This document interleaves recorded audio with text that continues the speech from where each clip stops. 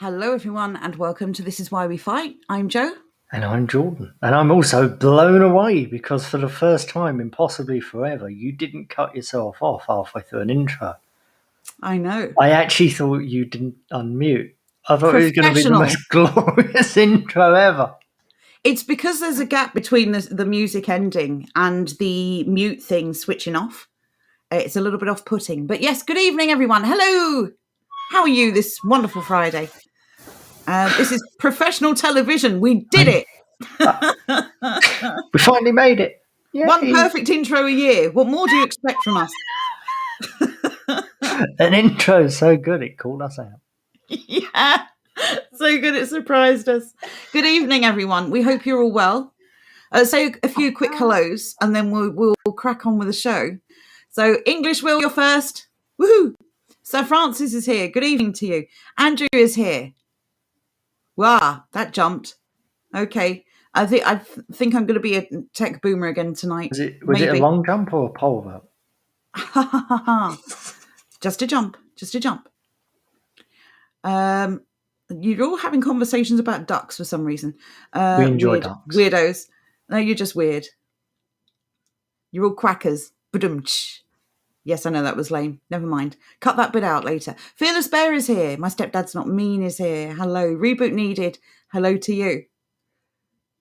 Hasdak is here. Good evening. Josie is here. Good evening to you. Jonathan is here. Good evening to you. I think, is that everyone? Blood and braces, sir. We hope you are well too. Thank you for joining us.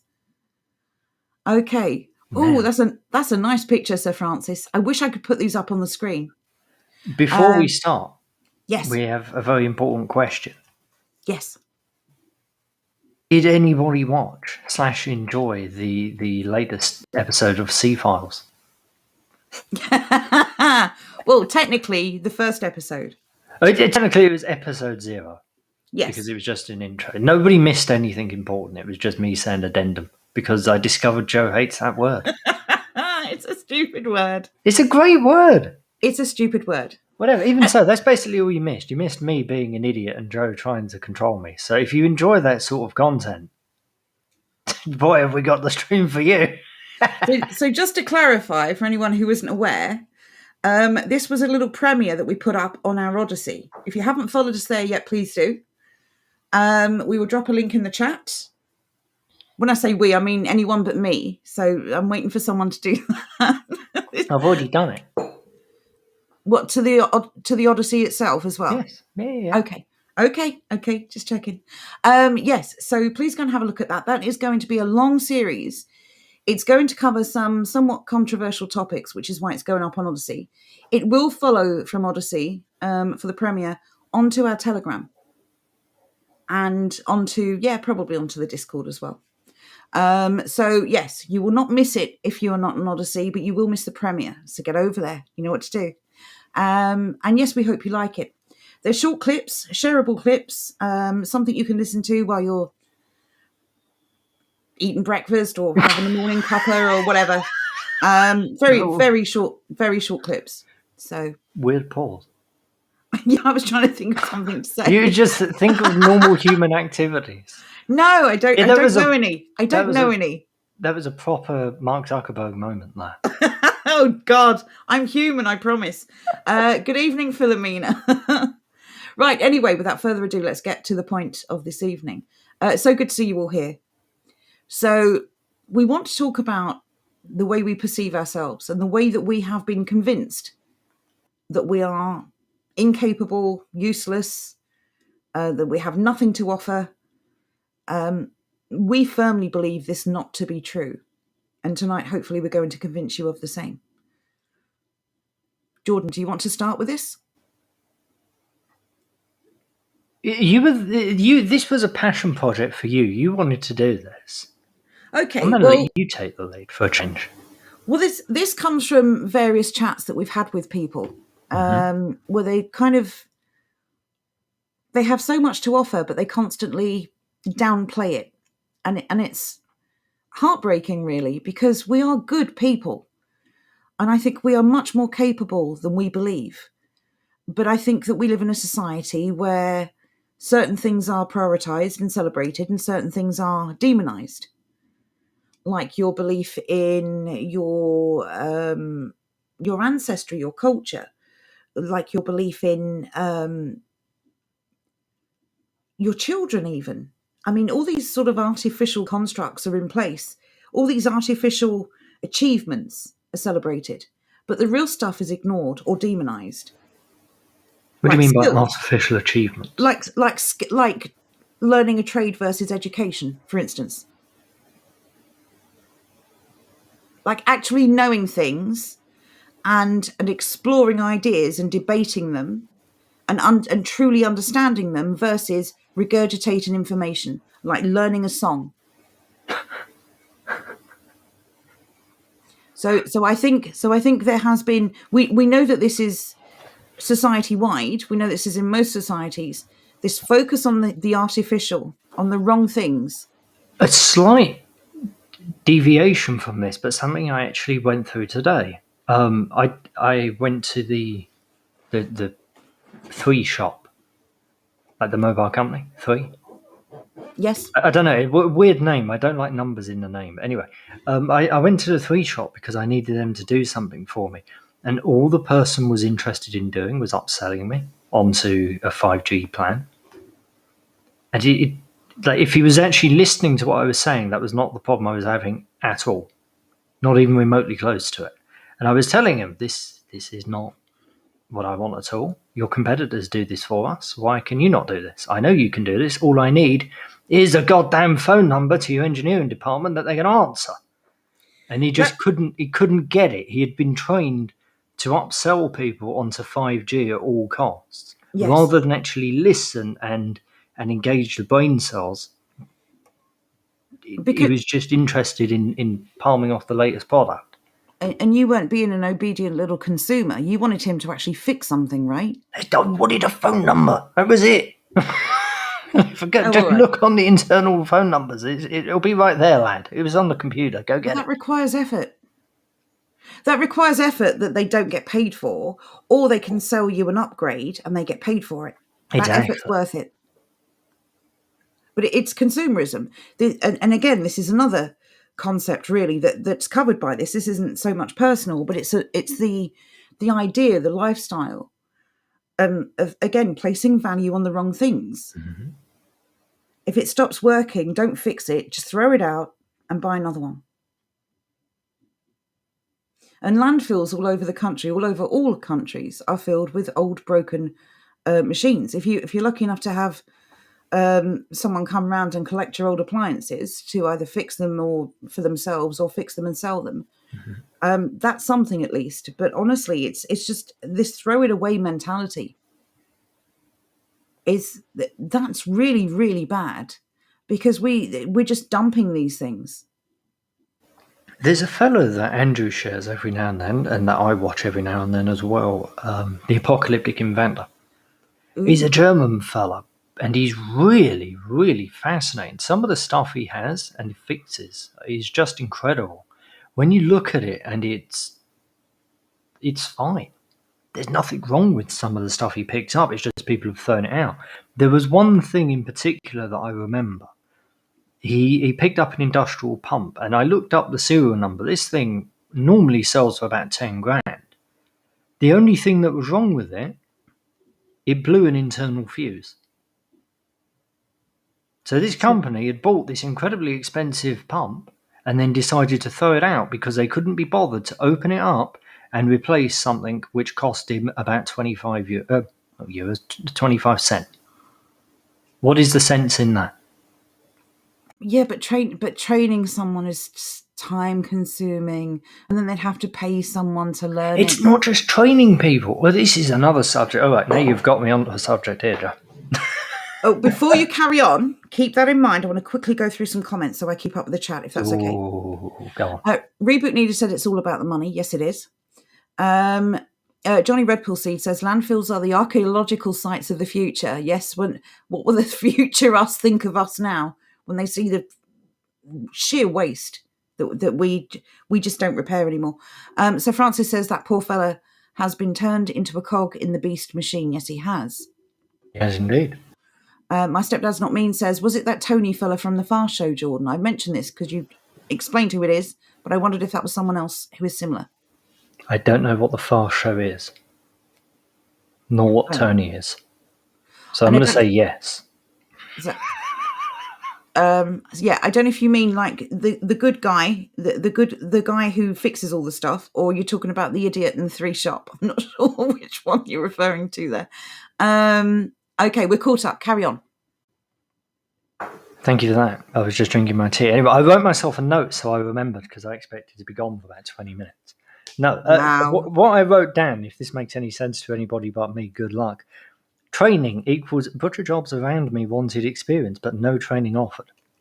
What I was attempting to say was a couple of weeks ago, when they were going on and on and on incessantly about how there was no one around here to go and butcher pigs. So the obvious solution to this was, let's just kill them because reasons. Yes. I looked up abattoir jobs around me, keeping in mind where I am within the 25-mile radius of me, which I put into Indeed. That will cover an incredible amount of population, well into North London, but possibly even Central London, actually, and up to Cambridge and beyond. There was only one abattoir job around me. Equally, when it came to butchery jobs, out of the, I think it was like 60-odd butcher jobs there were around me, almost all of them wanted somebody with multiple years of experience. None of them wanted to train anybody, which is ridiculous considering we are, well, at the time especially, they were screaming out about how they didn't have enough butchers. Well, that's interesting. It's just that entitledness. We want somebody to work for us who's already been working in this for an age. It's also the end of that industry. If you stop training people, eventually all the experienced people will get old and they will retire, and that's it. It's over. Exactly. And this is what's happened to our skills, our ancestral skills. These things stop being passed down. People stop taking on apprentices, and this sort of corrupted version of everything took its place. It is a real entitled attitude. Yes, of course. We can just hire somebody who's been doing this for years before. Well, why wouldn't they want to continue working where they were working? Comes back to convenience. They'd rather pay more for an experienced, name that job, than take a trainee on or an apprentice at a lower wage and put in the effort. Exactly. Right. So clarification from My Stepdad's Not Mean. He said Tony was the one was selling a car as right. Okay, let me start that again. I completely messed up. Please do. Tony was the one saying selling a car is like making love to a beautiful woman. Oh, he's that fella from the one show. I think I might know who you mean. I don't have a clue. I don't want you to finish that if it's who I think it is. Just saying. Good evening, Neil. Good evening, Collins. A few more people turned up. Who else is here? I may have skipped a few to catch up with the chat. I do apologise. Bazooka Joe is here. Good evening to you. Good evening. I think, is that everyone? Right, I think that's Swiss everyone Tony. there. Don't know why that name made me laugh. I Eat the Bugs has asked, what's an apprentice? Is that working for free? That is an intern. An apprentice is somebody who's training up. They're being paid an incredibly pathetic wage, let's be realistic, but they are being paid.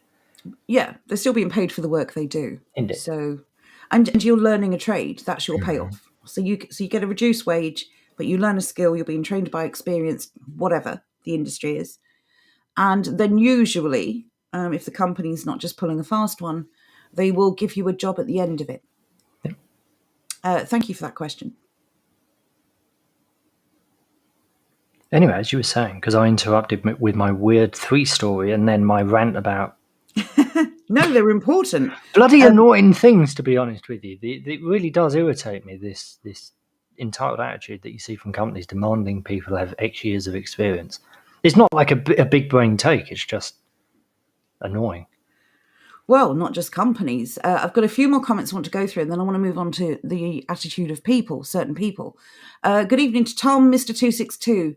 Will Free Gamer is here. DGJ is here. Live Free is here. Oh, you're all late. Johnny's Honestly, here as well. Everyone's late. What's going on I with you? know, What's this? Johnny, what's going on? But yes, thank you all for joining us. The point I wanted to get onto, and it was a point you found important, was this sort of snobbery of the skilled experts, the educated experts, and how they it's not just that they don't value people willing to learn, they don't value people at all who are not perceived to be their equals, who are not equally educated. And we all know that education is basically pointless. It's about learning. Education is no longer connected to learning. It's just regurgitating information without any drive to try and make children understand it. Just repeat it to everyone you know. Look at people turning up at protests with banners, and they say, "So what are you here for?" And they're like, well, you've got a banner. What does it say? It's truly ridiculous. But yes, so I think people who go through education, certainly higher education, are taught in some ways that they won't ever be challenged once they're qualified. Mm-hmm. So when there is a debate on a situation outside of that industry, that same sort of worldview carries over. I'm educated, you're not. We saw it with Brexit, uneducated gammon. We've seen it with the lockdowns. We've seen it with people with different opinions on vaccinations and various other things. It's just I have value. I'm a valuable member of society. I contribute to society, and you do not. Therefore, nothing you say is of importance. And I think that's the sort of blatant, on the face of it, aspect that we're all aware of. But it goes much deeper. There's this insidious nature of not just telling you this, but brainwashing you into believing this about yourself. Someone can say that to you, and you can just dismiss them. You can say, "Oh, shut up, you don't know what you're talking about," or whatever you want to respond with. But the inculcation is way more sinister because it's convinced you that this is true. And I know none of us want to admit that this is true, but it is. We've all been victims of this brainwashing. No one is above it. No one. When somebody is playing a vile trick on you, unless you're aware of the rules of the game, you don't know it's happening. We do now because we're starting to recognise the patterns and the language they use. We're starting to recognise their nudges in the mainstream media. But the reality is, until we started actively looking for these things and sharing this information with each other, we weren't aware that people could be so hateful to do this on purpose. So I do feel a modicum of sympathy for people who are, let's say, unaware. And I do mean unaware as opposed to in denial. Because not everyone, uses alternative media. A lot of people still watch the news. Still get their information from mainstream sources. And, you have to give people something with which to make a comparison. If you've only ever watched one source of, or had access to one source of information all of your life, and suddenly someone says, no, they're lying, where's your basis for comparison? It's very hard to accept. Do you think it takes an arrogant person or an ignorant person in this day and age not to try and find new sources of information? Like it's not like 20, 30 years ago when the internet was still brand new, or relatively new in the case of 20 years ago. It was still new. Not many people had used it.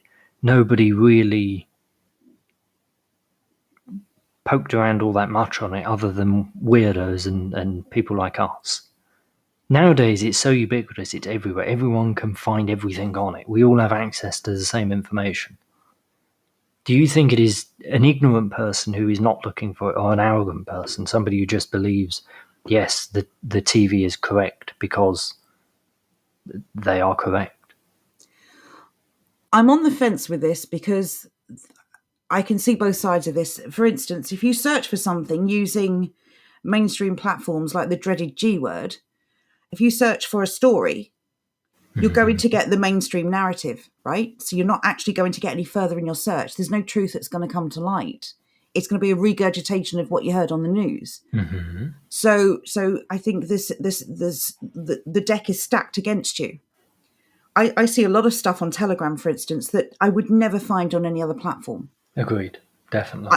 I'm also not using mainstream platforms to research things, so I'm finding the truth, or at least an alternative version, which means I can look at all of the evidence, weigh it up, make my assessment, and make my own decision. But when you are using the mainstream platforms to search other mainstream platforms, you're going to get fed the same dead-end information. Like we were talking about the Kenosha shooting earlier, weren't we, with Carl Rittenhouse? And it's noticeable as so many people have actually come out on social media and apologised because, according to mainstream media, they somehow were led to believe that he shot people of ethnic backgrounds. They're apologising because it's not true. But how were you convinced it was true? Their source of information is what is to blame here. But if people aren't aware that there are other sources of information, can we blame them for not accessing them? It is a bit of a grey area. I would say, though, given everything that's going on right now, I don't think there is much excuse for not being aware of other sources of information. But again, it depends on, a lot of people were so incensed over the Jimmy Savile thing that they've stopped paying their TV licence. They've stopped watching television. Does that by default mean that they've stopped watching television and they're now looking at alternative media? Well, the answer could be no. They've just stopped watching television. They don't watch anything. And if they don't watch everything and we aren't all connected, how do they know that there is another side to any story?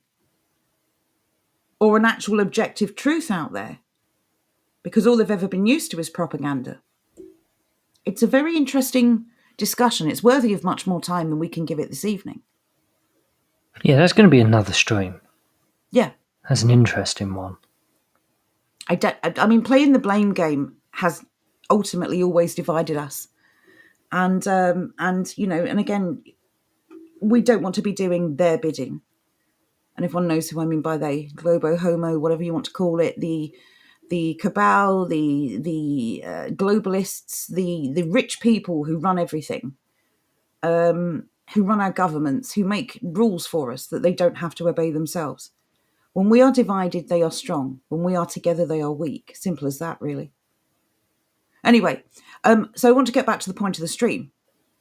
How you are more capable than you think. We know, we have first-hand solid evidence that there are people in the stream who are infinitely talented. Mm-hmm. And we want to ask those people, if you were to name your greatest strength, and this is a question for the entire chat, what is your greatest strength or talent? I'm not talking about something you say, or I'm talking about something you actually create. Do you mean like balancing a spoon on your nose? Yeah, I'm talking about something useful. Yeah, something useful, something proper, not that. Something useful that would make you of value in society, because I think everyone has that value. I just think we've been brainwashed into believing that's just no longer true. Mm-hmm. So that's the question for the chat. What is your most valuable talent? And we're going to start going through some of these talents. And I'll be very disappointed if no one replies to this, because that will prove exactly the point we're making this evening. It will. We've all got talents now. Dig deep and find one. Yes, like as everyone knows, mine is talking. You do that very, very well, to be fair. I could have a chat show with no guests. It's okay. You have a chat show with no co-host sometimes. I don't know if anyone's noticed, but if Jordan drops out, if his hamster needs feeding, I can just carry on. It's all good. It doesn't. This is why I go and have a cup of tea. It's fine. All is good. He said this to me before, by the way. While we're waiting for people to start answering this question, he said this before. When you start off on a tangent, I think I'll just go and put the kettle on. I know I'm going to have about 10 minutes. So there you go. I always leave it in chat. I do tell you. You do, bless. Right, okay, we've got a few. Let's have a look. So I Eat the Bugs says, I have skills from cleaning to welding. If you were to name the skill that you would like to be, let's say, remembered for in this sort of fantasy hypothetical discussion, what would it be? What is it you are most proud of that you can do? A talent you have or a skill you've learned? I should have put that up on the screen. I'm not sure why I didn't, so I'm I will not do that sure. now. Sorry. Try again. Professional television, this. Okay. Oh, and he goes on to say something else. My strength, I can legit do any non-office job, and I've learned in 2 weeks depending on it. I also get bored, so I will do any job. So you could be our future handyman, or one of them. I was going to Not say all of them. You that can't be sort of all of them. attitude. That sort of attitude is the one that we really need to cultivate in people. Yes. Just that do anything, I'll work it out as I go along sort of attitude. That's one that I You're certainly have. describing yourself here. Yes. I am But a little bit. I don't like that very much, but that's something that resonates with me a great deal. It's a wonderful thing. yeah, you would make a good handyman, because when people present you a problem, you just plod away until you find the solution. And that's remarkable in this day and age. But it takes me an age. It doesn't matter. It doesn't take me 2 weeks to learn something. It takes me 2 weeks to get the basics down. It doesn't matter, because if you were a handyman by trade, you would start to come across replicated problems you have already solved. I'll agree with that. So it might be a slow start, but it wouldn't be that way forever. Boudica says, I'm sewing a t-shirt while I listen, and I'm weaving dishcloths. There you go. We all know about your talents, my dear, because we've promoted them on the show so often. Well, maybe so, but we haven't actually shown the loom. Oh, no, we haven't. Do you want to sort some photographs out? I do. I'm just going to get one moment. Fantastic. I have to go back a fair way. I will go through the chat while you're doing that. Okay. Thank you, Will. That's very kind of you. Here's what I'm expecting. There we go. Reboot Needed says, yes, Joe, you talk very well indeed. Is that code for a lot? I'm sorry to ask, how many pictures do we share? Holy flipping heck. I can't find any. Could you post a picture of the loom again, please, love? Is it already here? No, it's somewhere. I don't know where. I can't find it. I mean, it's already here on Restream. No. Right, okay, you need me. Right, okay. Live Free says, I make sure your houses don't collapse when there is an earthquake. Again. That's an amazing skill. That's an awesome job. That is useful. Well, you're damn right it's useful. Right, so Will says, I'm a pretty good writer. That's an awesome skill, and I can definitely vouch for that. We can, because when we had our old website, Will was an amazing contributor to our forum, and he wrote some truly inspiring and useful articles. So yes, we agree with that, and well done. People need to start blowing their own trumpet. Yes, we're not aware absolutely. of each other's skills unless we start talking about them. It's nothing to do with ego or being a snob. Taking pride in the things that you're actually proud of is perfectly fine with us. It's perfectly normal and natural. It's unnatural to be the other way. I think society's become far too self-deprecating. Yes, I agree. Myself included. It's like people expect to be shamed or embarrassed for being proud of themselves. But that's by design, which is why we need to, this is just another trend that we need to buck. We need to start being proud of ourselves. Because if you start to say it, you will start to believe it. Yep. Right, I'm going to do this now. I'll leave you with a couple of these. I'm going to go through a couple more, and then I'll leave you to talk for a moment. Difficult one, this, if you're an introvert, says Bazooka Joe. Do you want to tackle that one? Yes, I'm an introvert, naturally. It is... I do understand why it is incredibly difficult to blow your own trumpet and just talk about yourselves in those ways when you're not that way inclined.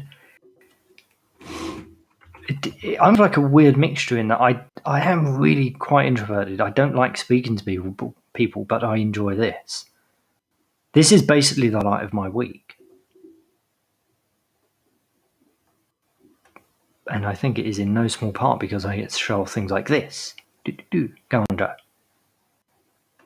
All right, so I'm doing something else. I'm looking for the picture that you asked me to look for. No. I've shared screen. Oh, you've got it? Yes, oh, well, you could have said. There you go. This is Boudica's latest toy. And she's doing a great job with it. Let me say as well, this arrived just a few days ago. She's like a demon on this, honestly. She has got so much done. Yeah. And it's truly amazing. It's absolutely genuinely mind-blowing. This here is basically, like, fair enough, a good couple of hours of work, but even so, the fact that she's been able to pick it up so quickly is just phenomenal. And this is about drive. We need to understand that we need a new mindset here. If you want something, you have to earn it. It's very easy to say, well, I can't be bothered, or it's too hard, or it's too difficult, or I don't have the time. We've got to start making the time. We've got to start putting in the effort. I know this is really difficult to overcome because, again, we've been brainwashed. We live in a toxic society where we have been harmed psychologically, physically, and emotionally by all the nasty things going on around us that we have been told we have to tolerate. Not just tolerate, celebrate. We know this. But the time for excuses is over. We cannot do this anymore. Things are accelerating. And if we are not prepared, if we are not capable of being self-sufficient, when the end game really hits home, we are going to really struggle. Mm-hmm. And it's not a case of the struggle of one man or one woman. It's struggling for entire communities. We have one chance to turn this around. And this is going back to our roots, going back to the ways that worked. Learning a skill, putting in the time, putting in the effort. The payoff will be extraordinary. But you have to work for it. You have to earn it now. You have to put your time into it. I fluctuated all year between feeling a bit demoralised, feeling driven and productive and positive, feeling down again, feeling up again. It's a constant attack. We are under attack, make no mistake. Where are you at the moment? I'm up. I'm driven. Yeah. I've got things I want to do, and I plan to not stop until I achieve them. Yeah. Now we're talking. Because I understand it took me a long while to come to this conclusion, but we can all sit and make excuses. Well, if I do this, I can't do that. And there's always a trade-off. There's always a sacrifice. The sacrifice of not doing these things now is we get swallowed by the system. Mm-hmm. And that's not a future I'm willing to accept. We want to make sure that you understand how much we value you so that you don't accept it either. So come on, no more excuses. Everyone needs a helping hand, of course. We've got to literally pull ourselves out of this, and we can do this together. But no more excuses, no more making excuses to do nothing, to change nothing. If we pull each other up and help each other, we can all achieve something. And we don't have to get to the end straight away. We just need to make a start. Look at that. I think when Boudica made that, she'd had that loom for precisely 2 days. I may even be wrong. It may be less. That's truly inspirational. Oh, blimey, that zoomed in. Flipping heck. That was a bit of a shock. So if anyone's on a big screen there, sorry. Bloody hell. That is true. That's craftsmanship. This is someone who has basically taught themselves. They've bought the raw materials and they've decided, I'm going to make these things and nothing is going to stop me. And there is the result. I feel that this is something we should have asked her. I don't know why I've never asked her before. I feel that there's a transfer of skills going on. Because of the knitting and this, it's kind of, in terms of finger feel, I don't know how to describe it because I don't do it, but I would imagine that there is a slight crossover between the feel of knitting and doing things on the loom. Well, I suppose if you're using similar materials, then yes, there would be. Although it depends on the tension, doesn't it, of the material? Well, I just meant in terms of maybe not feel. I don't know entirely what I mean. I'm really interested in transferring skills from one thing over to another, because that's how I learn mainly, and I think that's how we all learn. But it is certainly something that I use to my advantage when I need to learn something quickly. I just compare it to something that I've done before. Exactly. Yeah. And I'm wondering where that is, how that is for this particular skill. That's a good point. And yes, it's important that we utilise the skills we have and we transfer them over to other areas. Mm-hmm. If you can become multi-skilled with the new future that we want to build, you are going to be multi-employed. You're going to make multiples of money. you are going to be able to provide for yourself much faster than if you focus on one thing only. It may be that you can produce something, if it's goods, for instance, maybe there's something that takes a lot of time. Maybe alongside that, you can produce something that takes very little time. So you've got a constant cash flow to invest in the other business. Maybe you just do it because you enjoy it. Maybe it's something that puts you in the right frame of mind, that makes you feel emotionally happy and productive. Well, your emotional health is not to be ignored either. This is not just about the physical. There is literally no end to the things that communities are going to need. If you have a skill, I guarantee you, with a bit of time, we can find a use for it. So there is nobody here who has nothing to offer. Not one of you. And that's my challenge for you tonight. I don't think there is one of you who has nothing to offer. Everyone has something. Everyone also has interest, which brings up an interesting point. I Eat Bugs has said, school kills skills. They do everything in their power to do this. I'm not surprised people feel like doing nothing. But with the internet, I've seen so many amazing things like Skillshare and just picking up old skills. If anyone's interested in anything at the moment, considering it is the Black Friday, November sale stuff going on, websites like Skillshares will have sales on. People like what's that other website like Skillshare? I hope you're not asking me. I am. I can't I'm think. so far behind on the chat. I'm focusing on that. Catch up on chat. I'm going to go and Google the competitor of Skillshare because I can't bloody remember the name of them. Please do. That website that always have bloody sales on, but especially at this time of year, they will sell their course, which normally goes for hundreds of pounds, and they will sell it for like 8 or 9. Oh, we've got them linked somewhere, haven't we? We do indeed, or we used to. They're in the one of the PDFs. I can't think. They are. They're somewhere. I can't remember where they are. They're a resource that we have somewhere. Go and have a look through the job-related PDFs. It's definitely one of them, and I'm going to go through the rest of these comments. So Jonathan says, community building and landscape gardening food. These are obviously valuable skills because they are the front end of what we need. I've always said, whatever the problem, in almost every case, the solution is community. Udemy. Thank you, Roy. Roy says, that was handy, not sure how valuable it is. I couldn't speak then, but I program stuff. Of course that's valuable.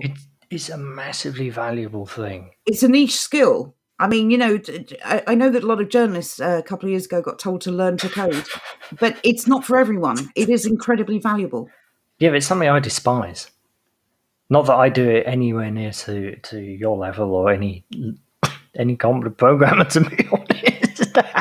But it is a real serious skill and something I truly despise. I have the utmost respect for people who do it. Yes. But I also agree with I Eat the Bugs. Programming is awesome, and once you learn a little bit, you can do a hell of a lot with it. Mr. 262 says, I'm good at reading plans and then making stuff. Yes. You may have already done this because I'm so far behind the chat. Can you elaborate the plans that you mean? Give us an example. Please. Hasdak, jack of all trades, master of none. Another handyman in the making. Communities are going to need general handymen. What that means, because you are transferring skills right across the board, that is a constant state of payment for services. Constant money coming in, constant payment, whether you're accepting payment in crypto or cash or another good or a service. That's a constant flow of income. Because you can take any of those skills and work on them. The fact that you've got the basics of so many actually makes you multi-talented, which is probably the best skill to have. There's many of us that would envy anyone in that position. Neil says, I'm a master of drawing, but I can also do everything with wood that can be done, also with clay. Oh, Neil, we definitely want you in our community. We're going to need pottery. We're going to need plates and cups. I remember Neil is a potter, and he's near me, if I remember correctly. And we're going to need shelving built for storage. We're going to need kitchens built. We're going to need furniture. So incredibly valuable skills. Bed bases. Also, before you carry on, you gave me a nice little segue and I didn't take it. You said about income opportunities. Thank you to Bazooka Joe for the super chat earlier on. Oh, yes, thank you. It popped up weirdly, and I'm never sure if it's actually a thing or something somebody's typed. So sorry about that. Thank you, though. Yeah, much appreciated. As you know, we don't ask for donations because I don't know, we just don't like it. We feel very weird about it. It's very uncomfortable. It's because basically every channel we used to follow used to just blatantly ask for them. Drop links, just tell you to send some money. And we just found it it's like going around someone's house and saying, I'm hungry, what's to eat? Oh, that's a bit cheeky, isn't it? That's a bit cheeky. Why don't you wait until you're invited? I don't know. It's weird. Maybe I'm just old-fashioned, but... It's a bit like those weird UNICEF adverts, or whatever they were called. Oh, £3 a day, yeah. Yeah, that's it. £3 a day so a child can drink fresh water. I saw one a couple of months ago. 25 quid they were asking. For 25 quid, I can go down to Costco and buy you like a near enough infinite sum of water. What the hell is happening here? For £25, we can build you your own personal well. That's ridiculous. How many shovels are you buying so he can do?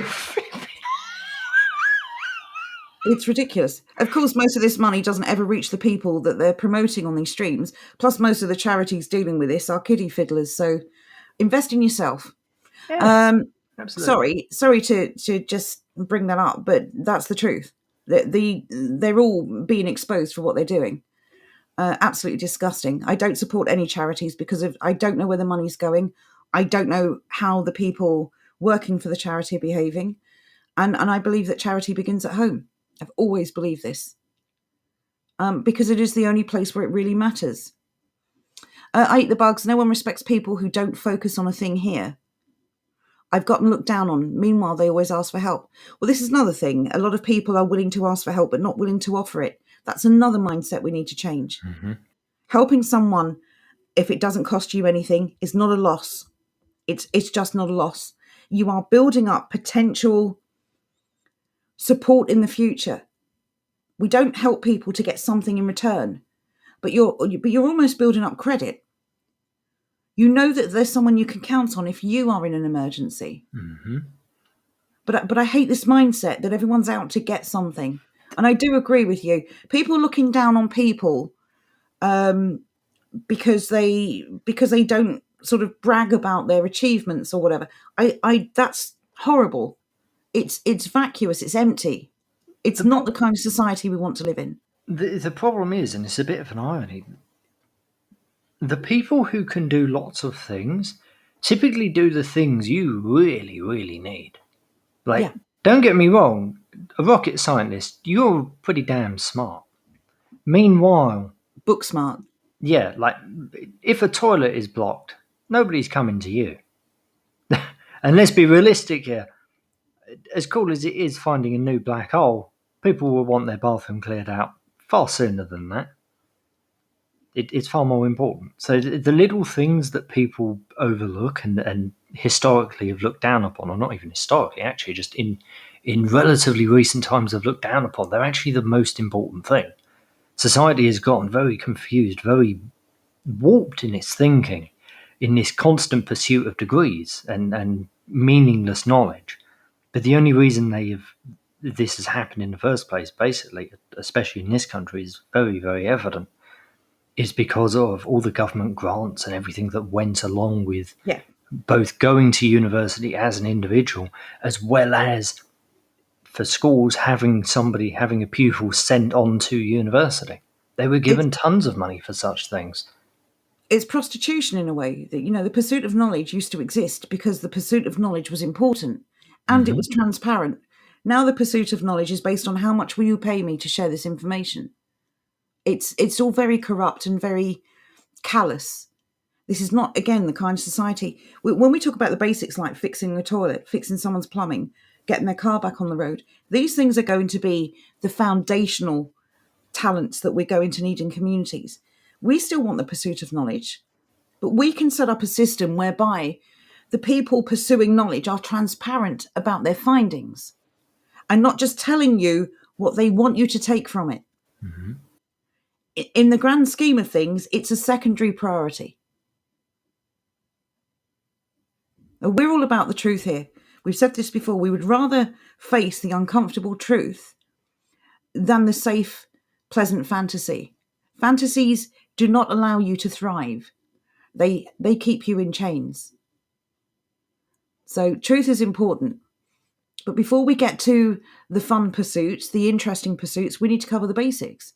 And that's going to be building homes and keeping cars on the road and making sure that your plumbing works and making sure that you have food, that you grow food.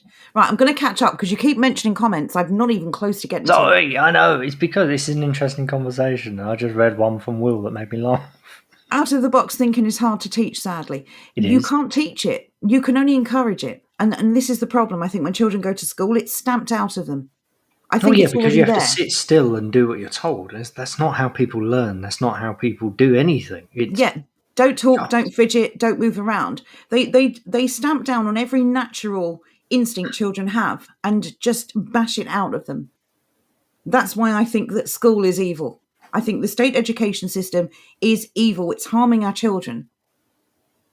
And I truly mean that. And I'm not saying that everyone is in a position to just withdraw their children. I'm saying if you can, please look into it, because there is no safer place for your child to be than with you. Reboot Needed says, even though I'm not an electrician, I totally rewired my house alone. Does that count? Hell yes, it counts. And I'll tell you why. 1000%.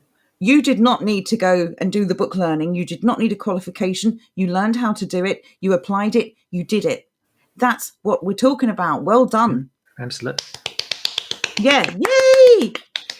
In fact, that applause applies to everyone we've covered so far and everyone we're about to cover. Because honestly, this is what it's about. Learning a skill is not the same as reading about a skill or reading about other people with that skill, which is what we've been reduced to.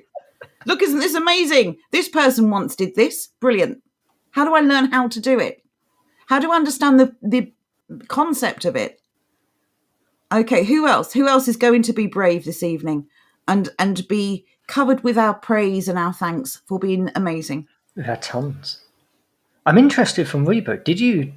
Is that stuff you picked up over the years? Is it something you just did? Was it something you did with the help of YouTube? Was it something you did with the help of books? What happened there? What's going on? As has been well established, I do not like the Angry Pixies, and they don't like me.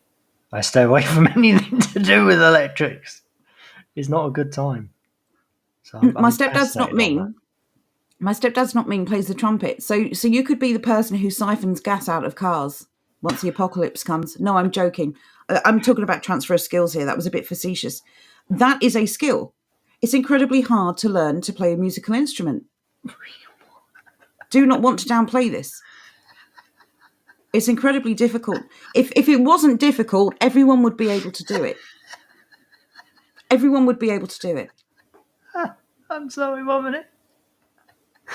Sir Francis has said rewire not needed.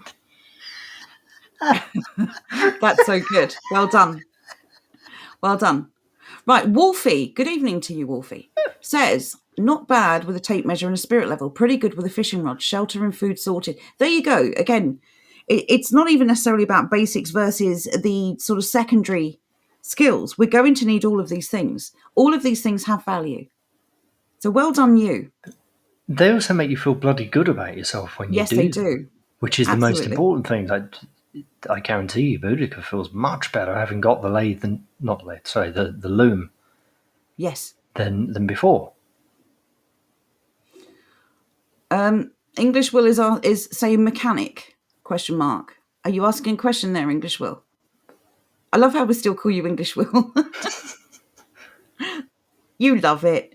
Ike the Bug says weaving isn't mainstream. This would be a nice skill to have if things go down. Yes, indeed. I think Boudica is trying to get to a place where she's not relying on machines or imports for anything. Mm-hmm. And I really agree with that ethical position she's taking. Druss says, I'm very modest, but then I have much to be modest about. Now, this is what we're talking about, Druss. This just won't fly. This won't fly. You are amazing. I guarantee you have a skill that you are very good at. that you can share with us this evening? Not having this modest nonsense. It's time we start blowing our own trumpet.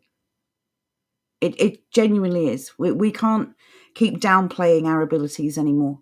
It's what they want. They want to convince us that we're broken and useless. So we need to stop that. I'm expecting great things from you, Just, so I'm going to check in the chat. You better have something to come back to.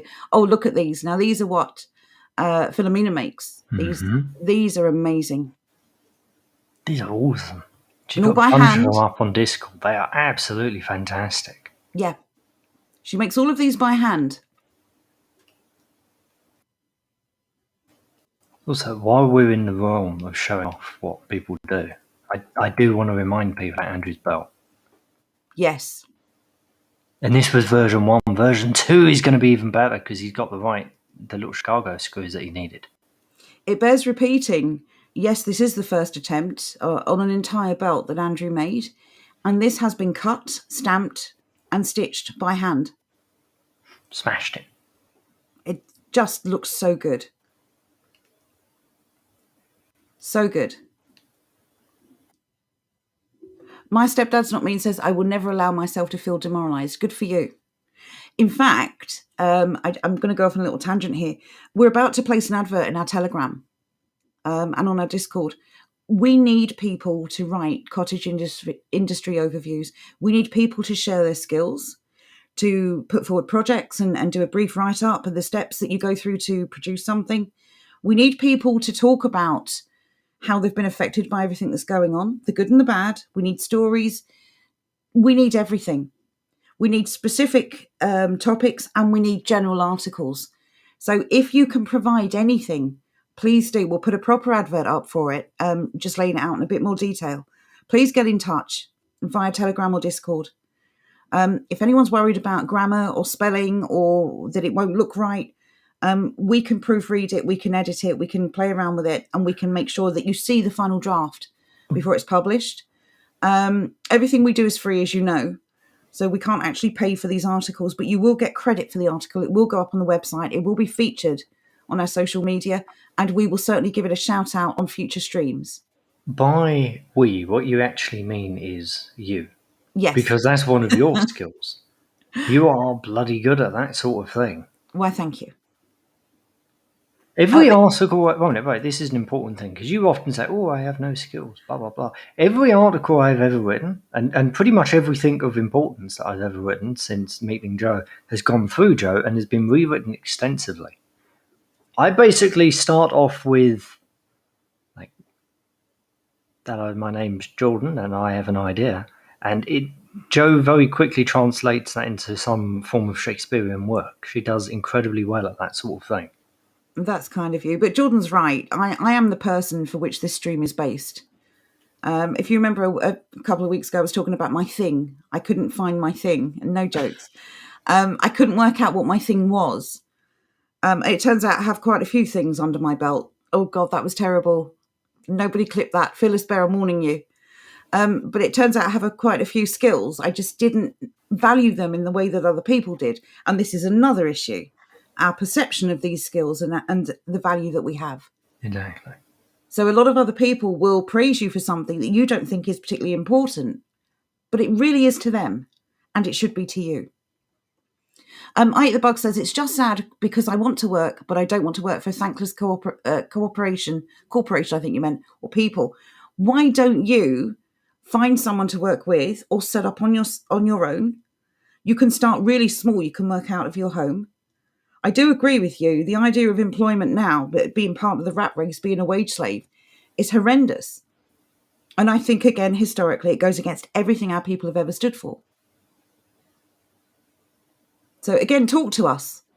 If you've got a skill that works alongside someone else's, we can put you in touch. Have a chat on the Discord. Have a chat on the Telegram. Bazooka Joe says, and this is important, I've always admired Americans for a very positive attitude, to be honest, but it's not the British way. We have a very different way of looking at life, in my honest opinion. This is the other problem, isn't it? And this really is that we have been taught, we don't brag about our income, not that that's important, but we've been taught to play down our achievements, and we've obviously recently been taught to be ashamed of our past, of our history. Not our history, not us here in this chat, our history as a people. Like we are somehow responsible for the good and the bad of ancestors or just other people who come from the same ethnic group that we've never met and aren't related to. It's really weird if you think about it, because almost all of us here. Actually, no, I'm going to go further. I'm going to say all of us here were born within 100 years of the golden age of this nation. Like, when you look at the history of England and you really think of the pinnacle, you're thinking the Victorian era. You're not really thinking much of anything else. Considering that incredible height, it is amazing how quickly we've been stripped down. Yes. Yes, I agree. Right. When you posted that link, it jumped me right to the end, and I've got to go back and find out where I was. Oh, no, you're going back miles, love. Right. Okay. Can anyone just repost anything, and so I'll try and catch up? Right. I've got down Hashtag's a to bicycle mechanic. Heck yeah. that's what we need. Dross says, I think the British are more phlegmatic than Americans. Yes, see, the internet, again, it is really important to understand there are a lot of people who have just taught themselves these skills, and they are on YouTube. If you're interested in something, don't sit there wondering how you can get started. Go and look it up. Go and see how easy or difficult it is, how realistic it is for you to do it. And again, talk to the chat. This community is also available on Discord and on Telegram. It doesn't end when we stop streaming. Talk to people. Ask them. We have incredible brains here. Yes. Like, you and I, we're the low point of this. To be fair, when you start talking to other people, it's like, damn, you're smart. What's going on? Exactly. Why have I been told short like this? Yeah, we feel like we're letting the team down, not going to lie. This is interesting for 262. All emergent economies are based on fabrics. If a parallel society is our future, this is a big part of that process. Well said. Well said.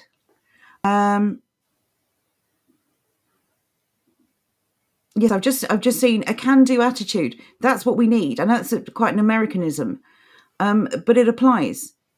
We can either sit here and believe we can, or we can sit here and believe we can't. We will be right both times. It's important to understand that. You can talk yourself into or out of something. Which way do you want to go? Josie says, I can knit socks. Going to need socks. That's, again, another incredible skill. Going back to this material, we're going to need shoes and socks and coats and dresses and trousers and vests. We're going to need all of the clothes that you can imagine anyone wearing, except for the weird stuff at the Pride parades, obviously. But we're going to need clothes for work. We're going to need clothes for socialising. We're going to need bed clothes, and we're going to need day clothes. What the hell do you mean by bed clothes? Bed clothes, pyjamas, night dresses. Okay, it's a generic term for all of it. Sorry. Okay, fair enough. I had this image of a man sitting in bed wearing some sort of weird bed suit. Oh, I see. No, I was just trying to put it under one umbrella rather than go through everything separately. That was weird. This is interesting. Again, my stepdad's not mean says, I used to be bored with woodwork in school, but I love watching the new Yankee Workshop, a woodworking program. That's because school sucks the fun out of everything. It makes things that were pleasure a chore. We need to get back to pleasure. Take pleasure in the things that you do. Take satisfaction. Nobody would do something if it wasn't interesting. It doesn't matter how much money they were able to make out of it. People wouldn't have done it. And it's really just this modern world, this corporate environment whereby it's hard to get jobs where you're actually making stuff. Yeah. And that's why people are forced into god-awful jobs like working at McDonald's or, God forbid, being an accountant. A Reboot Needed said, imagine how awesome it would be if we all lived in the same village.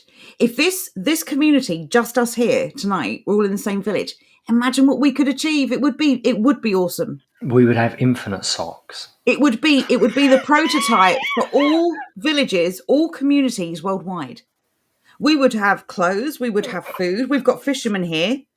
We've got mechanics here. We've got engineers here. We've got people who are excellent with tech. I just want to mention that Will Free Gamer said that Roy is also generally very tech savvy. So if you have any questions, sorry, Roy. If you have any questions, throw them at Roy. There you go, Roy. Sorry.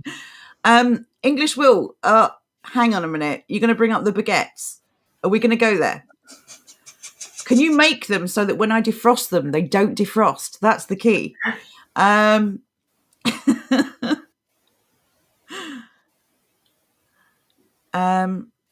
we go. Mr. 262 has embellished on his earlier comment, which I was hoping he would. Thank you for that. I'm sorry it took me a while to get here. Pretty much any plans. He said he could read plans and pretty much make anything. I'm like an idiot savant with plans and maps. If I go somewhere once, I never get lost. Been like that since a kid. That's an amazing skill. I'm such a non-confident person when it comes to going to places I'm unfamiliar with. I have zero confidence. I'm always worried about getting lost. I envy people who, if there are roadworks or something, and they divert and they just find their way through the maze of back roads. I'm actually genuinely envious of that. So well done. And also, we're going to need someone to lead the charge when Jordan starts his invasion plan. Yeah. We're going to need a very good map reader. We're taking on Brighton first. Jerry says, I'm the king. Welcome back, Jerry. It's been a while. Hope you're well. I'm the king at mucking up things, number one. Hashtag number one. No, I guarantee you're not. But we don't want to know what you think you're bad at. We want to know what you think you're good at. We want to know what your number one talent is. An actual talent, a useful talent, not mucking things up, not a jokey talent. Because we truly believe everyone has something to offer to society at large, to their families, for their own sense of well-being. Johnny Redpool says, for just £25 per month, you can pay for the advertising campaign you are presently reading. Okay, is that for us? Or is that a response to someone? I'm not sure what that is. I eat the bugs. Anyone cook in chat? Not everyone can cook anything well right off the bat. Me, I can make a mean toast. Well, we're actually talking about this as we go through the prepping challenges. Mm-hmm. We've been really focused on maybe putting together a lot of one-pot dishes to make it easy for people who aren't used to cooking. We do have a very talented cook in this chat. I don't know if he's here tonight. Is he? Daffyd? He's not, no. Oh, that's a shame. I eat the bugs. If you join our Telegram and or Discord, then it's Daffyd that you want to speak to. He's a professional cook. And if you want any tips or any pointers, I'm sure he will be happy to share those with you. Plus, he also makes wine, which we showed off last week. I'm going to show off again this week as well. Yes. The amount of bottles is incredible. Yes, indeed. Oh, that's kind of you, Bazooka Joe. See how far I am behind. You never ask anyway. I contributed because I wanted to. And we are grateful. Thank you. I mean, just for clarification, in case anyone's wondering, we're not independently wealthy. So this is actually costing us money to do this. But we believe in this so much, we are willing to cover that cost, to swallow that cost. If people want to donate, if they want to support us, they can. We will never ask you. Never. Because we don't agree with it in principle.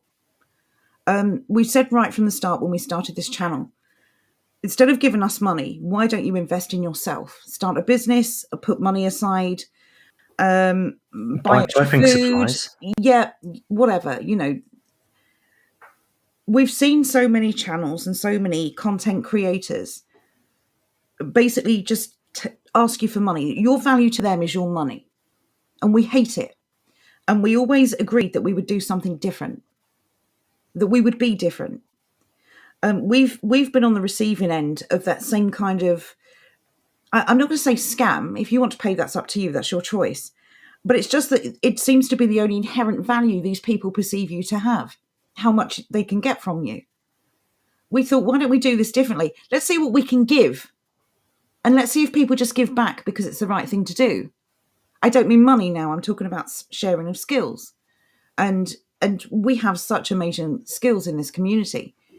We feed off the skills. We feed off the characters in this community. So while we can't afford to say no to the money, we don't actually want you to invest in us. We want you to invest in yourself. But that said, again, we are very grateful, so thank you. Indeed.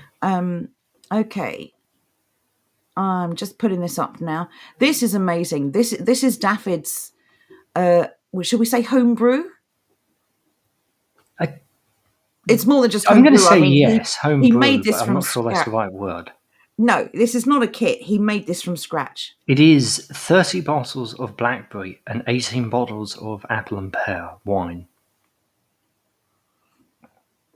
So yes, David really should be selling this because I'd love to know. These pictures are as good as it looks.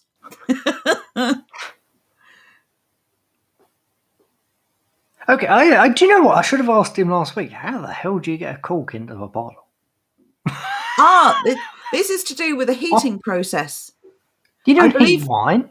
No, I think you heat the neck of the bottle and it sucks the cork in. I think I read that somewhere. Maybe someone in the chat can correct me. I'm going to have to find out. I'll ask him next time. I'm interested. Boudica says it's cork machine.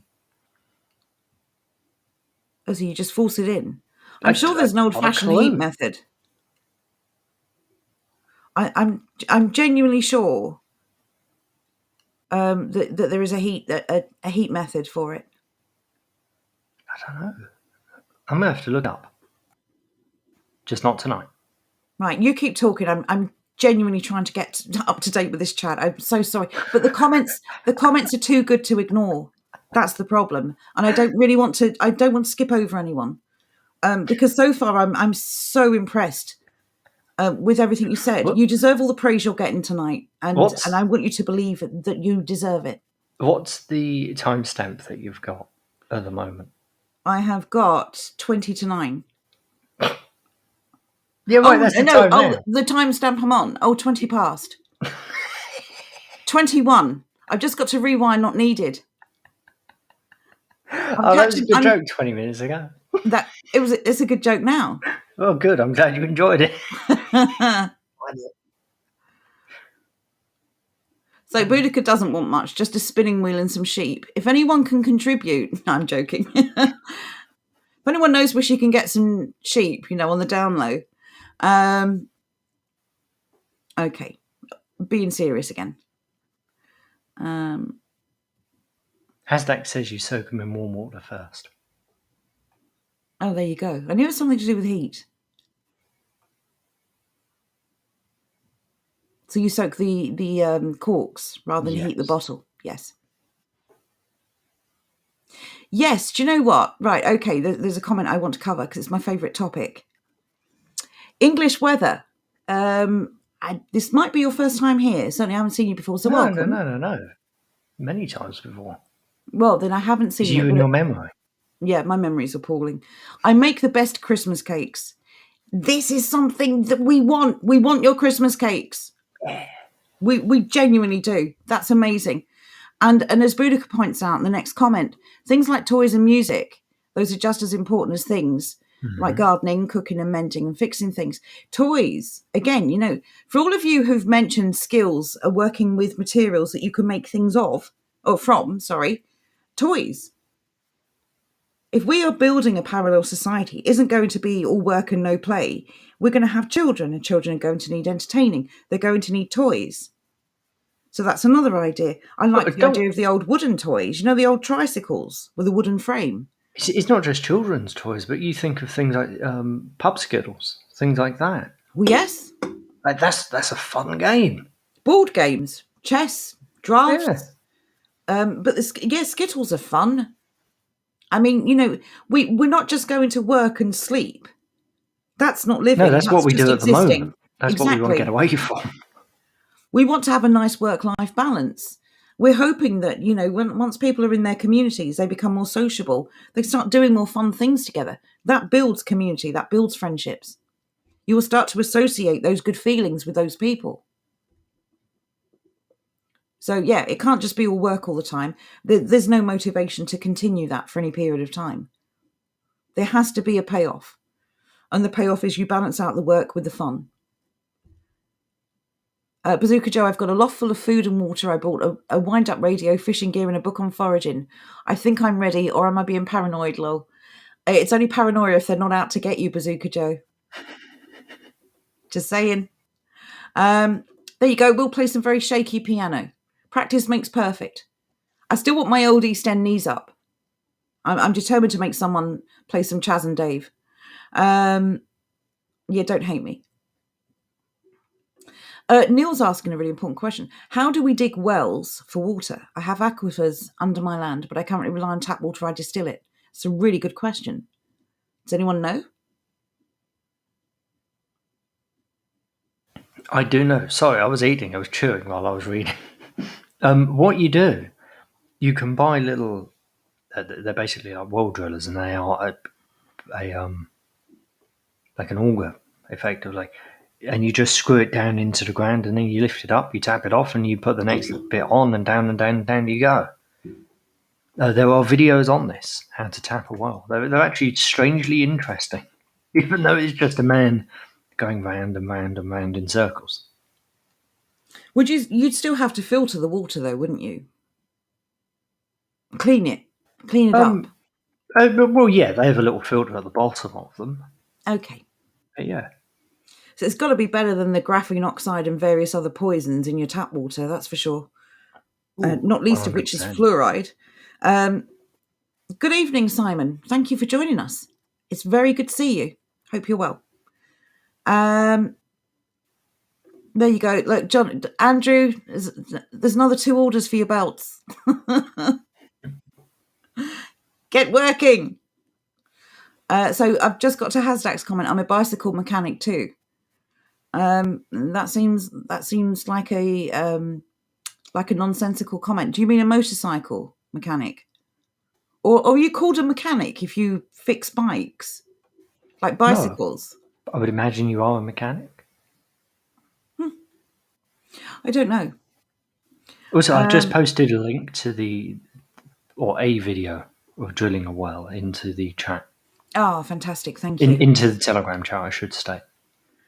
So Neil says the 2 world wars did a good job on Northern European people. Yes, again, they have changed our perception of what is valuable. It's time we changed it back. We are in control of what we believe. We are in control of the value we place on things.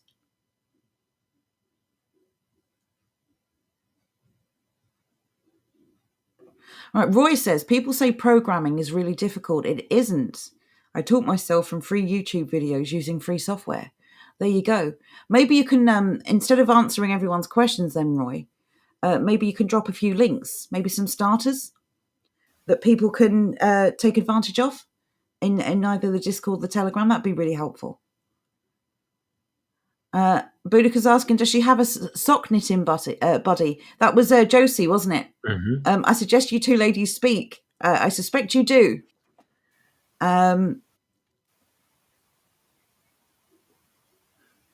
Right, let's have a look.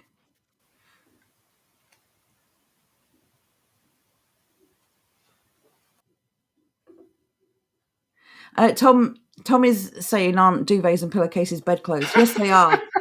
Yes, they are. Don't correct me. I was on a tangent. They shouldn't be called bedclothes, though. I mean, they are clothes for a bed, but they're not clothes as we view them. Oh, Mr. Chumley Warner, good to see you back, sir. Hope you're well. Says, I replaced the cylinder head on my van, which involved pulling the engine out. Only used a Haynes manual, never done any engine work before that. Had no fault since the repair, 13,000 miles ago. Well done. Yeah, well done, lad. I know a lot of people would have absolutely panicked at the point in which they had to remove the engine. What if I can't put it all back in the right place? Seriously, well done. That takes a hell of a lot of confidence. That is a very valuable skill. It's not just what you were physically able to do that one time.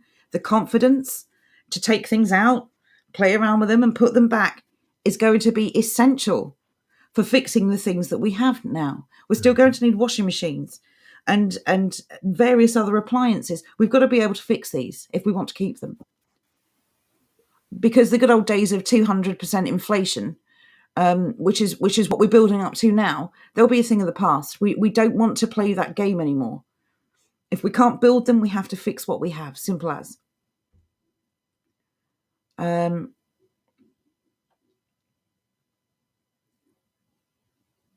can't frost fresh baguettes, says the English girl. I beg to differ.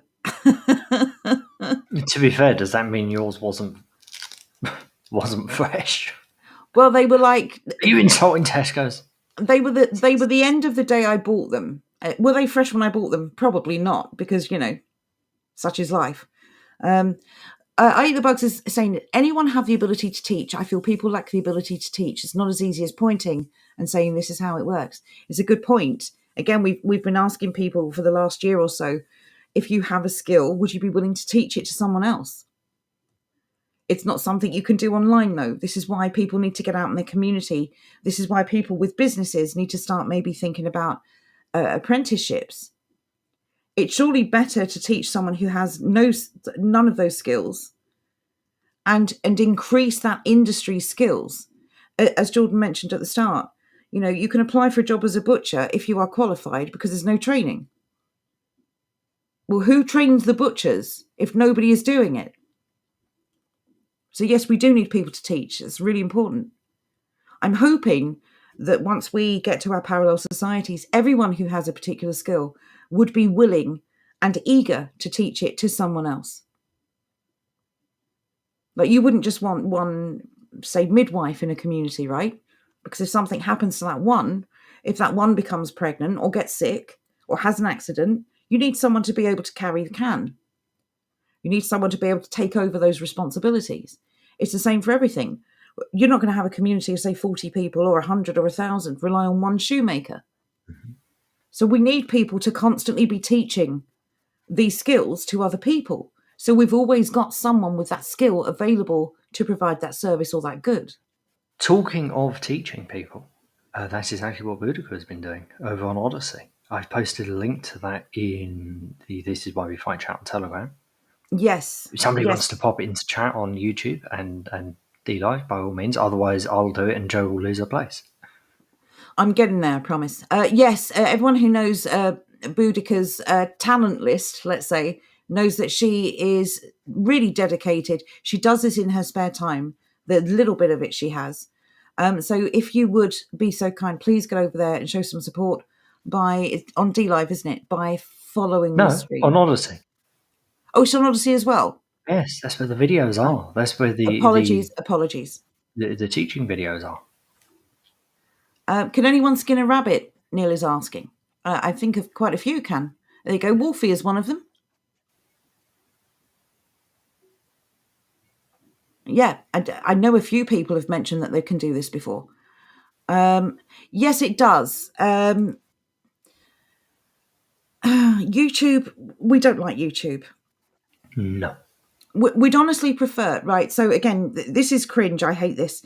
If you want to donate money, we'd rather you go to our Subscribe Star because it takes less. But you can't just make a random donation. I think you have to subscribe. There are lots of layers. But the reality is we don't like pushing this at all. We'd rather you just make something nice for us. Genuinely. Pretty much, yeah. Yeah. Make something good. Pop it onto Telegram. Yes. There you go. That's what we want. That'll do. If you produce content for our website, then we have more information to share with people and then we will grow. That would actually be infinitely more valuable to us in the long run. But we do appreciate it. But yeah, it's another reason why we really don't like asking for donations. Everyone takes a slice of the pie. And you're still giving your money to corporations, which we're obviously against.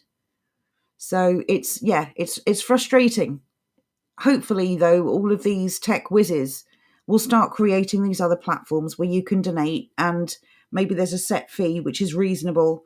And most of the money goes to the person you want to send it to. Maybe that could be used to transfer money, just generally. So I don't know.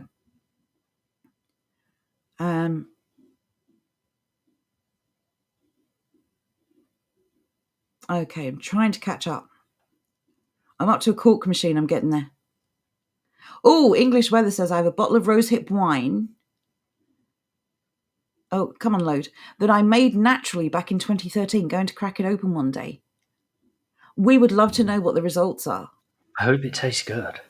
And is that something you want to do? Did you enjoy it enough to do it maybe in bulk? You could sell bottles of wine like for Christmas, or sell them from your house. Um, give them away as Christmas presents. And that's another thing we haven't covered today, although we've covered it before.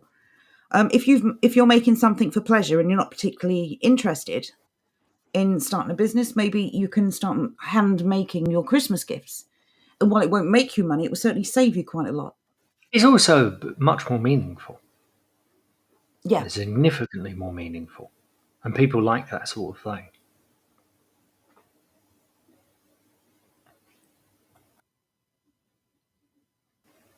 In terms of like learning to do things, as you learn to do things, you will eventually come across failures.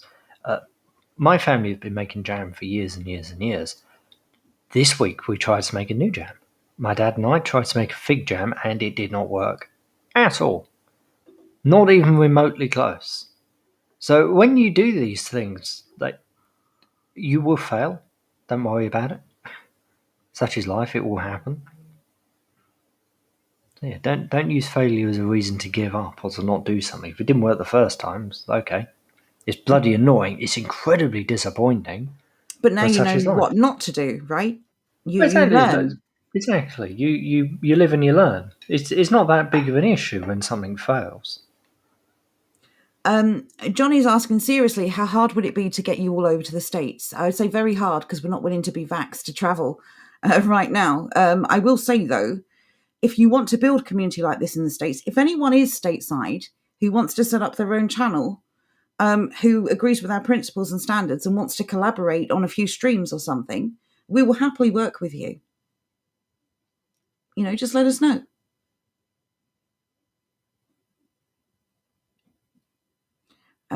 Okay. Catching up. I have a hard time with gardening. I keep fussing them too much. We have got a fantastic channel. A fantastic stream series called This Is Why We Dig. Highly advise that you go and have a look at that. But Jonathan is our resident gardener, although he's not the only one. There's loads of people with talent in the garden, just in this chat.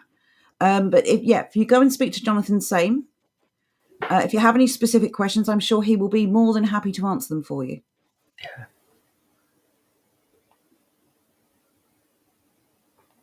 Right. Okay. I'm genuinely trying to catch up now. Oh, Bazooka Joe has a question for you, Jordan. Oh no. I want some more of Jordan's whittling skills at Christmas. Anything on the go, Jordan? At the moment, kind of. There was that little weevil wobbly design that I was making, and I stopped doing that for some completely unknown reason. But as Christmas draws nearer, this brings us to a different subject entirely. As Christmas draws nearer, we will be playing around with the streams a little bit more. So yes, there will be whittling streams coming up in the near future. Yes, and can I just say, speaking of Christmas, my favourite subject, we have decided. We'll ask the chat, but we hope you'll agree. There's a fair amount of doom and gloom going on right now, and while we aim to be informative, and as you know, we always try to tell the truth. Insofar as we always try to talk about things we know to be verified. Things that we have looked into ourselves and things that we believe to be true to the best of our ability. But you can overload on truth. When the truth is all doom and gloom, it can be a little bit depressing. I know some people don't respond to that, and good for them, but some people do.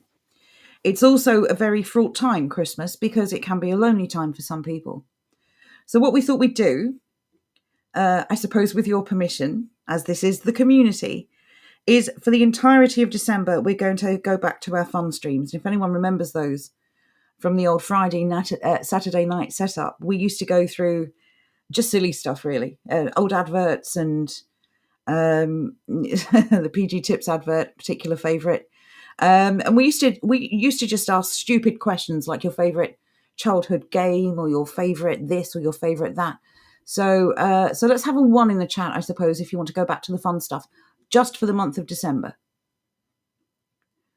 and we'll see. Yes. Oh God. Yes. So Jonathan. Yes, Jonathan and his community, which is going from strength to strength, have worked so well together, have grown so much, have done so much. They're actually having a Christmas party for all their locals stand in the park. This is what can be achieved. This is community. With a DJ. With a DJ, no less. I caught the end of this conversation earlier on. I didn't actually read it. Yes. I just remember seeing there was a DJ and I thought, damn, that's cool.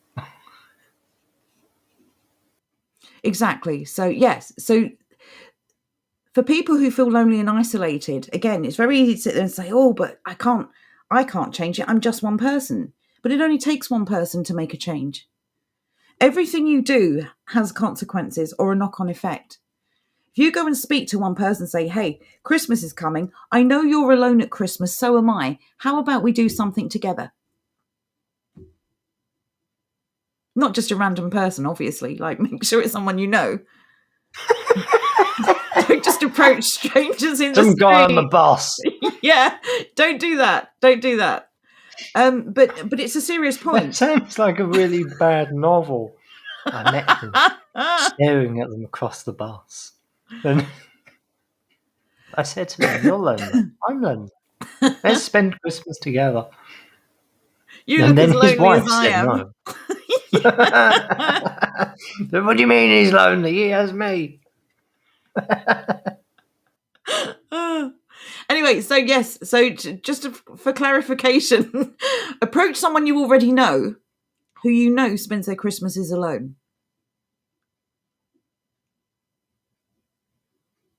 Oh, that's a good idea from Roy. Maybe spend potential donations on an online course, do the course and share the skill. No, I like. That's a very good idea. Well said. I like that a great deal. Grabler222 says, see where I'm catching up. I'm getting there, I promise. Donating to YouTube is funding our enemy. Yes, it is. Do we have an OnlyFans account? Sadly, no. Yeah, there you go. I would love a bottle of homemade wine for Christmas. It really is a case of it's the thought that counts. Mm-hmm. If somebody's going to spend hours preparing a gift for you versus 10 minutes ordering it online, I know which I prefer. So, okay. Failure is part of learning. I like that. My stepdad's not mean. If we do not fail, we don't learn. The reality is, if you cruise through life trying everything once and getting it right once, what have you learned? What will you recall? What will you remember if that comes up again? Maybe not as much as if you fail occasionally and you fix problems and you remove problems so that you streamline the process. Yeah, Boudica's building the Canadian folkstead. If anyone is in Canada, please get hold of Boudica. She occasionally, more often lately than she's been able to before, joins us on the streams. Again, although we're in England, you can probably tell from our accents, this is not just about England. It's not about one country, one nation, one people. It's about us against them. And believe me, they are against us. If you want to get ahead in life and you want to build a future where you can thrive and succeed and be safe and healthy and happy, you need to build community. Your governments cannot be trusted. They do not want to help you. They actively want to harm you. They are actively harming all of us right now. If you want to be safe, you need community. It doesn't matter how you get to that community. It doesn't matter if you join a group first and it blossoms into something else. Nobody is going to get through this alone. And that's really the message here. We're talking about personal skills here, as each one of you is an individual. But when you bring those skills together, you have a village. You have a society. More whittling, please. There we go. Who was that? Sir Francis. There you go. No pressure, Jordan. We will see what we can do.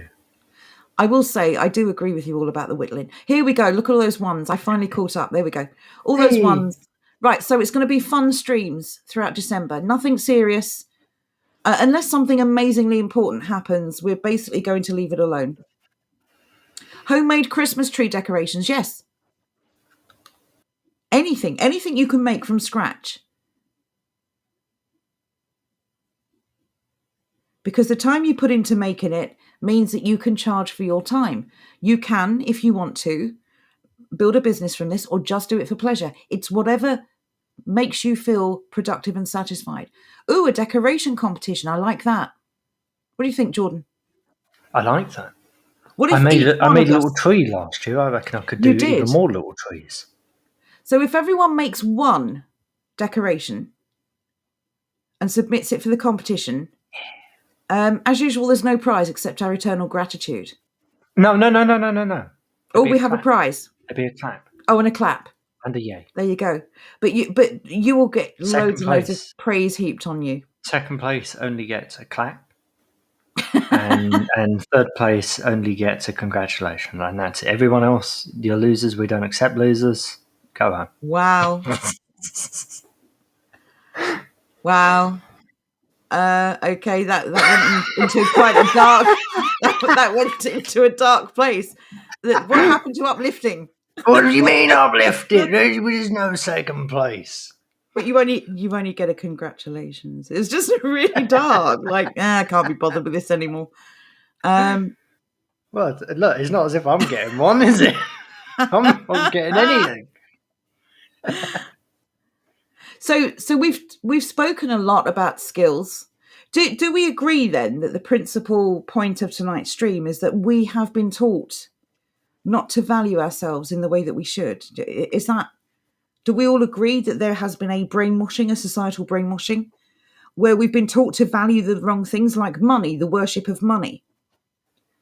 It comes back to this basic point we keep making. Money is simply a tool to buy the things that you value, or to build the things, to invest in the materials to build the things you value. Money in and of itself is worthless. And this obsessive pursuit of money makes people, frankly, just arses.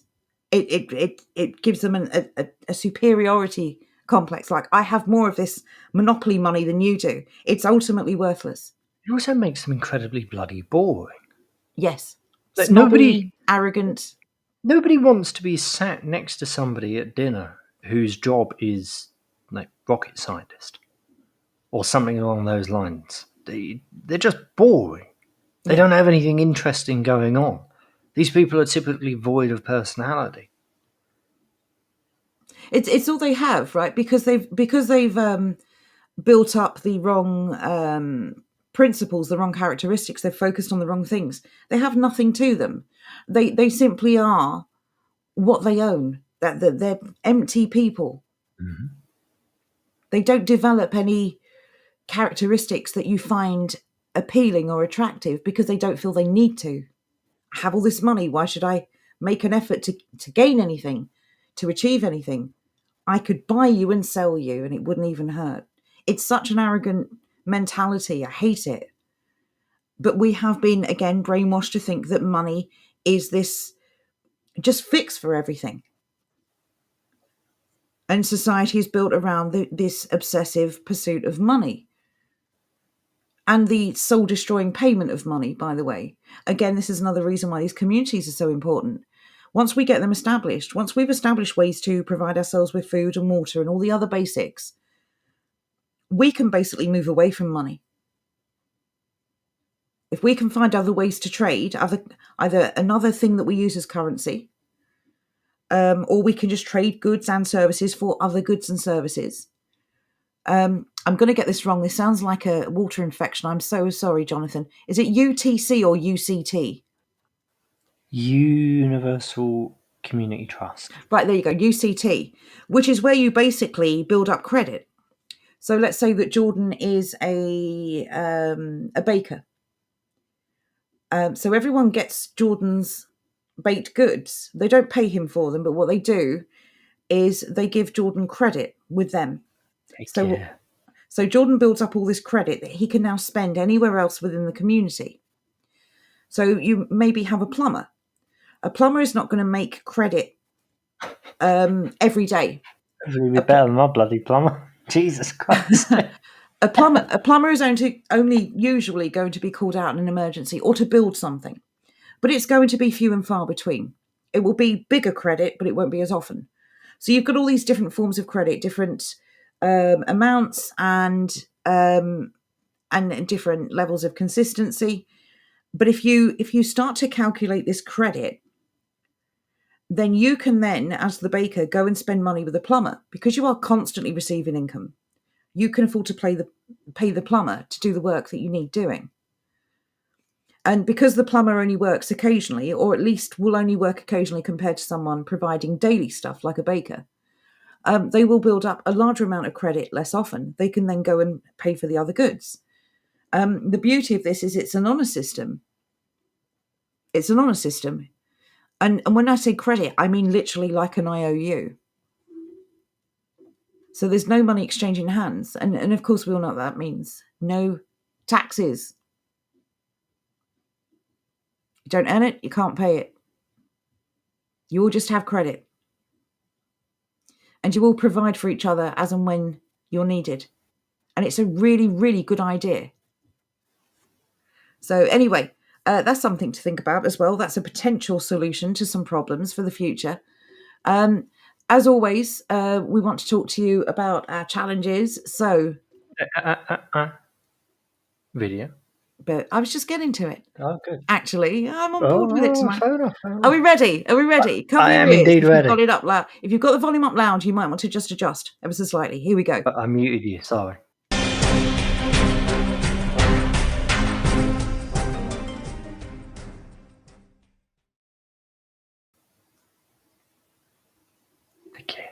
Okay, again, I only saw it when it went to a purple screen. Has everyone seen the entire clip? Oddly enough, yes, they are. I've watched last week's replay and it was fine. Good. It's very weird for us. I don't know why it runs that way. It's like it stalls and then it runs straight to the end. It's not very long, granted, but still. It's quite pleasant when you watch it in full. It's just very anticlimactic for Joe and I. Yeah. I feel like I blinked and I missed it. Anyway, the prepping challenge. Hurrah! Yay! Oh, hang on. Green Dragon says it was just purple. Oh, no, that's not how it normally is. We'll have to make it longer and have more music. I'm not sure if that's going to fix it. I don't know. We'll see. We'll find out. But anyway, that was by the by. This week's challenge is canned fruit. Wow. What was that voice for? What? It just canned fruit. I don't know. It was like a late night This DJ week's voice. challenge. You were all excited, like yeah, this week's challenge. Canned fruit. Like you got bored halfway through that sentence. No, it wasn't a boredom. It was emphasis. We were emphasising this week's challenge. No. Right, no. This psychology, right? Psychological tricks are being played on you here. I've read Mindspace. I understand what they're saying. What it was doing there, I was basically doing what David Brown or whatever his name is. You know, the Magic Man. No. Whenever he tricks people. Darren Brown. Yeah, that geezer. Whenever he tricks the one who sat in the cage of water. Whenever he tricks people, he does things like that. He'll talk very loud and he'll talk very soft when he wants them to pay attention. So I wanted you to pay attention. Yeah, but they can't... I engaged your brain in a way that you were unaware of. But they can't hear the thing that the challenge is about. You were loud on the wrong part. Whatever. Don't start on me, woman. Anyway. I loved canned peaches as well. They are great.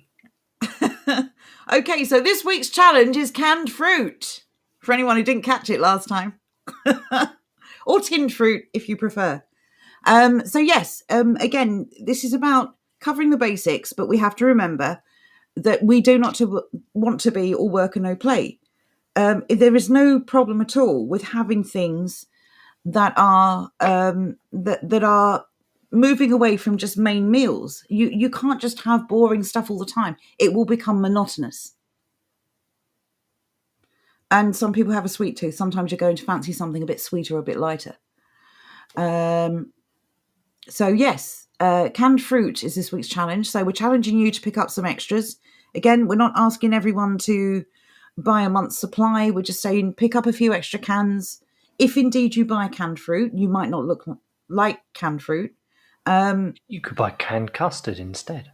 Yeah, you can just something sweet, something sweet, Yeah. just to balance out the entire list of challenges. So that's this week's challenge. We will post that up in the Telegram again and Discord as a reminder. Want to quickly cover last week's challenge because we're getting close to time. Oh, indeed.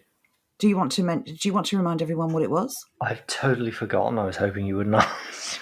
Okay, it was canned vegetables. Thank you. Sir Francis says, "Oops, I forgot about the canned." This is really slow. I'm sorry. I'm waiting for this load. Here we go. Oops, I forgot about the canned fruit and veg. I got some Guinness from Morrison's yesterday. Does that count? Yes. Hashtag Yeah, got whatever. some tinned potatoes. Joe, you're a fan of those for soups, aren't you? For stews. Stew, Actually. well, whatever. Same difference. Yeah, the way I see it is, if you're going to peel a bunch of potatoes and just throw them into a casserole, why not buy them tinned? I save my peeled spuds for things like mashed potato and roast potato. So yeah, that's absolutely fine. And honestly, they're pretty good quality for what they are, and they will last a long time. And when you're down to, your last few tins of whatever, you'll be glad you have them.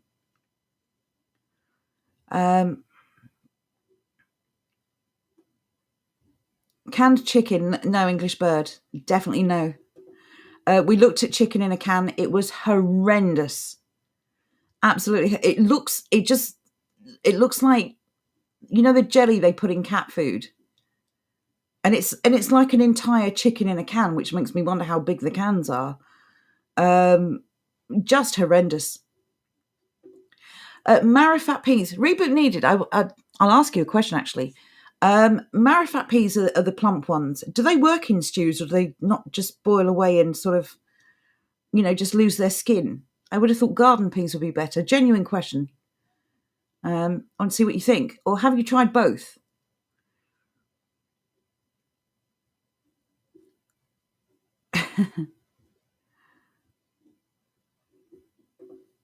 It's not even seeing it made, Will. The problem is you see it in the tin.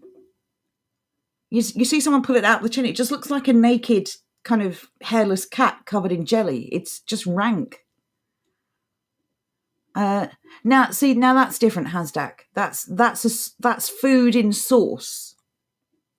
And although I personally hate curry, that would be like buying like an Irish stew in a can or something. It's already in its sauce, so it doesn't look as bad. No problem with that. And again, these are only suggestions. If you don't like canned fruit or canned vegetables or canned anything, substitute it with something else. Substitute it with something else, because ultimately we need everyone to be safe and prepared. And that's really what this is about. We do not want any of you to suffer shortages, or, whether they be through shelves being empty, supply chain issues, rationing, or just being prevented from entering food stores in the future. We want you to be safe. So you need to decide what it is you want to stock up on. All we're going to do is go through suggestions. We'll keep the prepping challenges probably going because it's too important. Yeah, I think once it's cooked, maybe. It's just that jelly. It's seriously disgusting.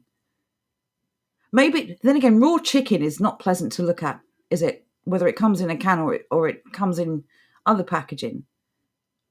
It just does look like those hairless cats. Raw poultry has an awful smell to it. But it doesn't look that good raw either, does it? Like if you open a steak, if you get a steak, a fresh from the butcher steak, it looks mouth-watering, even in its raw state. But when you get any kind of poultry, I think, in its raw state, it's not particularly appetizing. Now, this is what we're talking about. Green Dragon says, when it loads, I'm moving house in 2 weeks, and I have 4 boxes of tin food to move already. Good for you. Heck yeah. That's going to save you so much time. It's also an ideal place to store them, to be honest. Yeah. Do they have canned fresh chicken, Will is asking, with little holes in the can so it can breathe? Johnny says, I'm just buying a farm and cutting out the middleman. Lol, does that count? Speaking of farms, That's the we've, ideal way to go about it. in the interest of doing research, we've noticed that certainly in the UK, well, I don't want to say that. Was it England only? The issue with abattoirs? Or was it UK wide? I believe it was UK wide. So there are no abattoirs. So farmers are really struggling to obviously have their animals culled. It honestly, So the solution is to cull them anyway. Yeah, so they're saying because there's no abattoirs that can provide this service, we have to kill all our animals. And we were sitting there and we were thinking, hang on a minute. So because you can't kill your animals, you're killing your animals. The difference is, of course, they're not thinking outside the box. These people are not entrepreneurs by any means. They're not thinking, well, I could kill all these animals and then send them straight to a butcher. No, the problem is they're not allowed to. That's the problem. The government is in the way. And why aren't they allowed to? Because of an arbitrary rule. Exactly, because the government has said, oh, no, that's not health and safety. Oh, that's a good point from Bazooka Joe. I'd love to see any of the telly chefs do survival with tins, rice, stuff like that, but I'm not holding my breath. I think, what's her face? Nigella is literally the only TV chef I've ever seen who buys things in tins and stuff and just cheats. You mean with a microwave or whatever she called it? What? Oh, God. She's a weird one. Hasdak worked in a chicken processing plant. So are you I don't know what the word is for someone who engages in the work of an abattoir, a butcher, I guess. So do you butcher the animals? I would imagine cleaning production lines. Or if it's just cleaning, I don't know. There was more. I don't know. Normally they're just slaughtermen. Well, that's what they used to be. Now they're like chicken processors and cattle processors and things like that. They have weird names because, God forbid, we use the proper terms for them. Yeah. Mr. 262 says 262 rather says sounds like a foul job. You're asking about the halal kosher cartel. So just for clarification, almost all the food we get in this country now, certainly in the UK, is halal. Because the abattoirs found that it was easier to just prepare all the food that way rather than having two different production lines, and it cost them more money. This is, of course, terribly unfair and unethical. But the issue with halal and kosher is the fact that the animals are not stunned. And if anyone claims to care for the welfare of animals and they support halal or kosher, you're a hypocrite. That's my 2 cents on that. So there we go. So yes, what we're talking about here is basically being prepared. Being prepared, making sure that you are as self-sufficient as it's possible to be, making sure that when the government make these arbitrary rules, that they do not deprive you of anything. That's the point of it. Again, thank you for everyone who shared their skills. We're definitely going to revisit this, and we want to keep this going. You are worth so much more than you've been taught to believe, and you have value. Your value is not in your wallet or your purse. You have value. You are valuable. And we need each and every one of you to put that value into a community and make it something amazing. And I think that's the message we'll leave this with tonight. What do you think? I would agree with that. Okay. We will be in the Telegram chat. Yes. In about 5 minutes or so. Yes, so if anyone wants to join us, do you want to quickly drop the link before we go, Jordan? I can indeed, now that you're not 12 years behind. Oh, rotten meat, Hasdak. I don't envy you that. Yes, so if anyone hasn't already made an account on Telegram, it's dead easy. If anyone is already on Telegram and hasn't yet joined our chat, there is the link. We will be, as Jordan just said, chatting on audio in the chat in about 5 minutes' time. So if you want to come and join us and have a catch up, say hello, we will see you there, hopefully. Take care, everyone. Be safe. Good night for now.